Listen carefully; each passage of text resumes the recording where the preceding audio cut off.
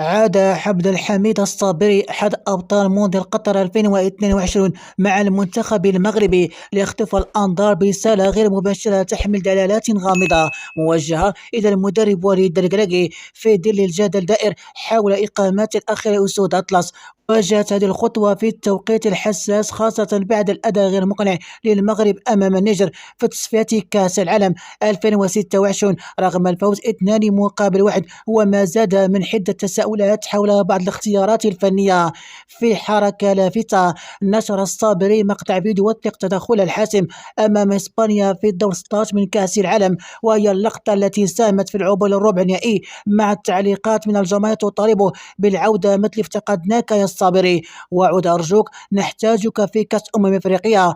ورغم غياب عن القائمة الأخيرة تبقى الأبواب منتخب مفتوحة أمام عودته، إذ يمتلك الركراكي حرية تعديل اختياراته وفقا لتطور مستوى اللاعبين. فهل سيعود الصابري إلى كتيبة الأسود أم أن الركراكي سيواصل الاعتماد على خياراته الحالية؟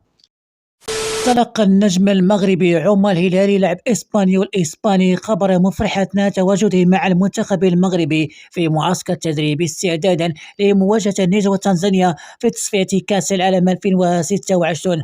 فقد شهدت القيمه التسويقيه للاعب المغربي الشاب ارتفاعا صاروخيا في سوق الانتقالات، وذلك بفضل تألق لافت مع النادي الاسباني. وكشف موقع ترانسفوكت مات المتخصص في تقييم اللاعبين عن ارتفاع قيمة هلالي من 3 ملايين يورو إلى 10 ملايين يورو في أحدث التحديث له. وأطر الأداء المميز عمر هلالي إعجاب عديد من الأندية الأوروبية الكبرى، حيث أشارت التقارير إلى اهتمام النادي برشلونة الإسباني بضمه لسد حاجته الملحة لظهر الأيمن. ويعد هذا الارتفاع الكبير في قيمة هلالي شهادة على موهبته الكروية وإمكانياته الهائلة، مما يجعل أحد أبرز اللاعبين المغاربة الصاعدين في سما الكرة الأوروبية. شهدت القيمة السوقية للنجم المغربي مروان سندي مهاجم أتليكو بيلباو الإسباني قفزة مذهلة وفقا لتحديات منصة ترانسفوكت مقتل متخصصة في الإحصائيات الكروية. وبفضل تألق لافت في المباراة الأخيرة مع النادي الباسكي ارتفعت قيمته التسويقية من 400 ألف يورو إلى 5 ملايين يورو في صعود صاروخي يعكس مستوى استثنائي.